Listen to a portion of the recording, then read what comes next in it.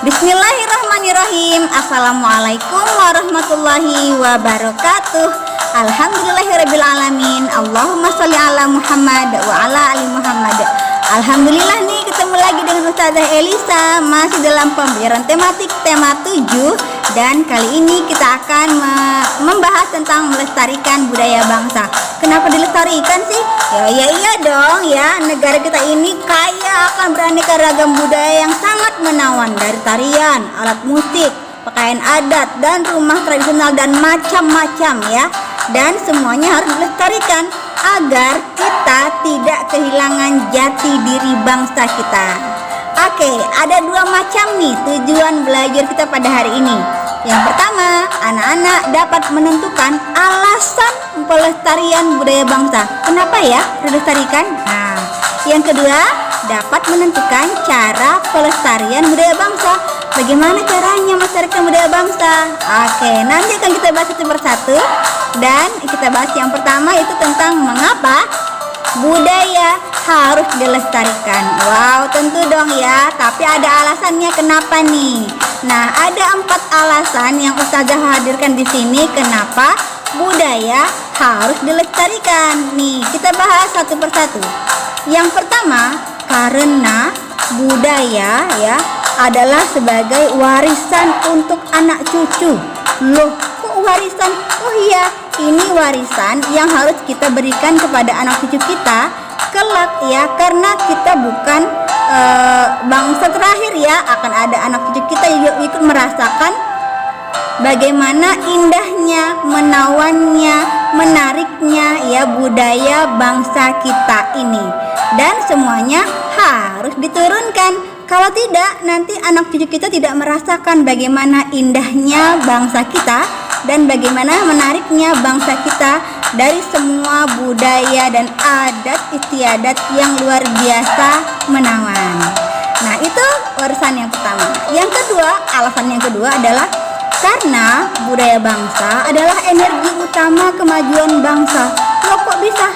Iya, Indonesia yang kaya akan keragaman ini ya, menjadikan salah satu atau semua budayanya ini menjadi energi atau kekuatan utama sebagai kemajuan bangsa. Ketika tariannya maju, bangsa siapa yang terkenal? Indonesia. Kemudian rumah adatnya menarik, siapa yang terkenal? Indonesia.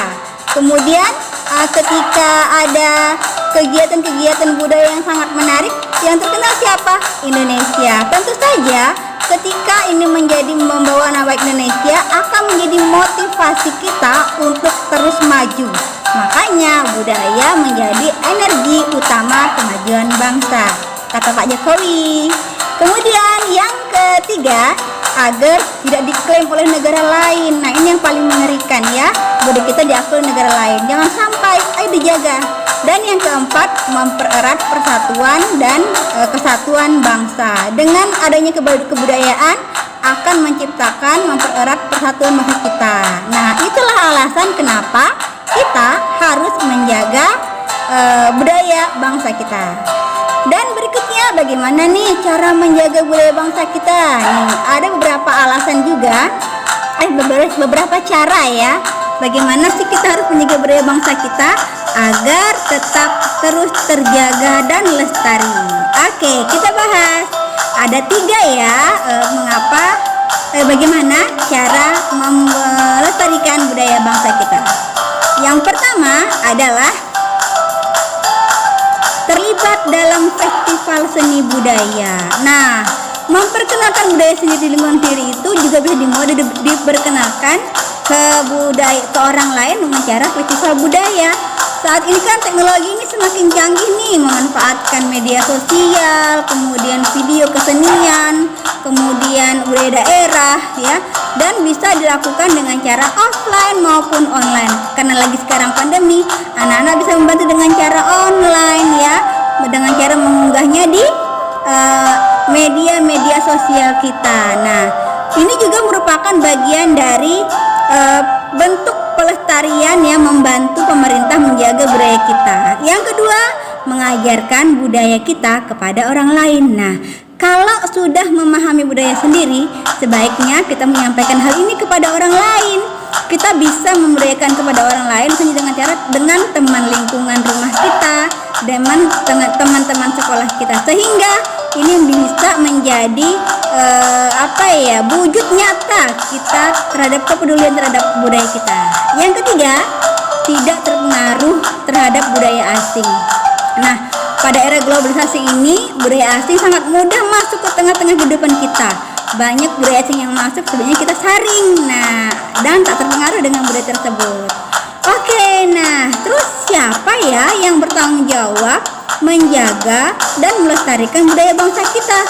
Wah, karena kita orang Indonesia, ya tentu saja kita dong yang harus jaganya, ya, bukan orang lain, apalagi bangsa lain. Anak-anak, jadi semua warga negara ini mewajibkan, ya, berkewajiban menjaga dan melestarikan budaya sendiri. Dan budaya asing bagaimana? Boleh dikenal, ya, boleh diketahui, tapi bukan jadi sesuatu yang harus kita tekankan. Dan jika itu tidak bermanfaat, mari kita buang. Jika budaya asing bermanfaat, mari kita ambil dan dikembangkan sebagai pengembangan diri sendiri untuk hidup yang lebih baik lagi di masa depan. Jadi kita berkewajiban menjaga dan melestarikan budaya sendiri. Budaya asing cukup dikenal saja dan diketahui saja, serta dijadikan motivasi jika itu menjadikan kita lebih baik lagi. Jangan takut dan jangan lengah, ya. Dengan budaya asing tidak apa-apa, yang penting tidak terpengaruh. Oke. Berikutnya adalah kita mengetahui ada simbol bineka, simbol moto, ya, moto kita Bhinneka Tunggal Ika, yang artinya berbeda-beda tapi tetap satu jua. Seperti pesan Pak Jokowi, ya, bahwa kebudayaan merupakan energi untuk maju. Jadi jadikan semua perbedaan budaya kita untuk sebagai kekuatan kita, motivasi kita untuk lebih maju dari bangsa lain. Artinya begini, kita meninggikan tradisi, maka kita akan mewariskan kebaikan. Tradisi yang seperti apa yang ditinggikan? Tentu saja tradisi yang memenuhi syarat kemanusiaan, syarat agama, dan tentu saja itu bisa memberikan warisan kebaikan bagi anak cucu kita di hari depan nanti. Wow, Masya Allah, ya. Semangat untuk terus maju, meninggikan tradisi dan mewariskan kebaikan.